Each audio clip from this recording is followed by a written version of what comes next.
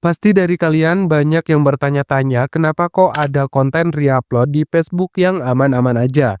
Nah, misalnya video-video seperti cuplikan film, pertandingan bola, atau bahkan potongan video viral. Nah, padahal jelas-jelas konten itu bukan milik mereka gitu. Nah, ternyata ada trik-trik yang mereka gunakan untuk bikin konten tetap aman dan bahkan bisa lolos monetisasi. Nah, padahal kita itu udah tahu konten seperti itu rawan banget masalah hak cipta. Nah, siapa sangka untuk konten reupload tentu ada trik yang harus kalian kuasai. Nah, nggak bisa asal reupload aja, apalagi kalau cuma ngambil mentah-mentah tanpa ada editing sama sekali. Nah, itu bisa-bisa video kalian langsung kena takedown atau bahkan akun kena penalti.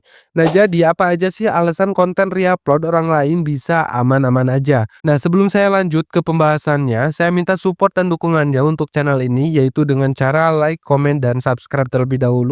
Dan jangan lupa aktifkan tombol loncengnya agar teman-teman selalu dapat notifikasi mengenai video-video terbaru dari channel ini.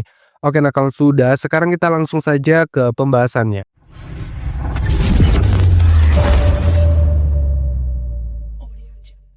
Nah, ternyata kenapa konten reupload orang lain itu bisa aman-aman aja, ternyata itu ada beberapa alasan. Yang pertama yaitu adalah karena full editing. Jadi, konten reupload yang berhasil lolos monetisasi itu biasanya sudah diedit sedemikian rupa sehingga hampir tidak menyerupai konten aslinya. Nah, mereka menambahkan efek-efek visual, memotong bagian tertentu, atau bahkan merubah suara seperti mempercepat atau memperlambat atau mengganti narasi dengan suara baru gitu ya. Nah, semua ini dilakukan agar sistem Facebook menganggap konten tersebut adalah karya baru. Jadi semakin kreatif dalam editing kita, maka makin kecil kemungkinan konten itu dianggap reupload biasa. Tapi apa cukup dengan editing saja? Ternyata ada beberapa faktor lain yang membuat konten reupload ini aman dari masalah. Salah satunya yaitu masalah hak cipta gitu. Nah, alasan yang kedua yaitu tidak ada yang melaporkan. Nah, faktor kedua ini adalah tidak adanya laporan dari pemilik asli konten. Nah, kalau pemilik konten asli tidak melaporkan pelanggaran, maka Facebook biasanya tidak akan langsung memblokir atau menghapus video tersebut. Jadi, selama tidak ada pihak yang merasa dirugikan, video reupload ini bisa tetap tayang dan bahkan menghasilkan uang gitu ya. Tapi ingat, ini adalah celah gitu ya, bukan berarti sepenuhnya aman. Nah, begitu ada laporan, semua pendapatan itu bisa dihentikan atau bahkan ditarik kembali gitu. Nah, tapi apa hanya itu aja alasan kenapa konten reupload ini bisa selamat ya atau bisa monetisasi? Tentunya ada satu hal lagi yang jarang banget diketahui orang, yaitu tidak terdeteksi oleh sistem. Nah, alasan terakhir ini adalah sistem deteksi Facebook tidak bisa menangkap pelanggaran karena sistem algoritma Facebook memang dirancang untuk mendeteksi pelanggaran hak cipta. Nah, tetapi ada kelemahannya. Jadi jika konten sudah diubah cukup banyak gitu ya dalam editing, nah algoritma mungkin tidak mengenali konten tersebut sebagai pelanggaran. Misalnya dengan menambahkan watermark baru, mengganti suara atau memotong durasi video. Nah, itu bisa membuat sistem menganggapnya sebagai konten yang berbeda gitu, teman-teman. Nah, itulah beberapa alasan kenapa konten reupload orang lain tuh bisa aman-aman aja, teman-teman. Nah, jadi sekarang kalian bisa memutuskan atau, membandingkan apakah kalian ingin membuat konten reupload atau kalian memilih untuk membuat konten yang original gitu ya.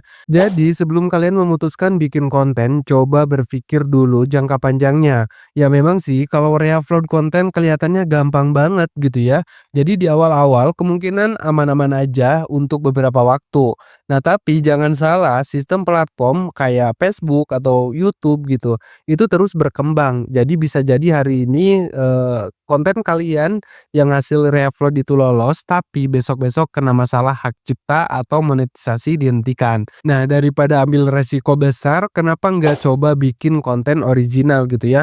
Kalau kalian punya ide unik atau skill tertentu, itu lebih baik dijadikan sebuah konten gitu ya. Contohnya kalau kalian jago memasak, coba bikin kalian sebuah video tentang tutorial memasak gitu. Kalau kalian suka cerita, Coba kalian bikin konten storytelling atau kalau kalian butuh bahan, cari konten yang bebas dengan hak cipta gitu ya, seperti video berlisensi Creative Commons. Jadi bikin konten original itu bukan cuma lebih aman, tapi juga bikin kalian punya identitas yang kuat di mata audiens. Nah, meskipun butuh usaha lebih di awal, tapi hasilnya bakal lebih menjanjikan gitu ya.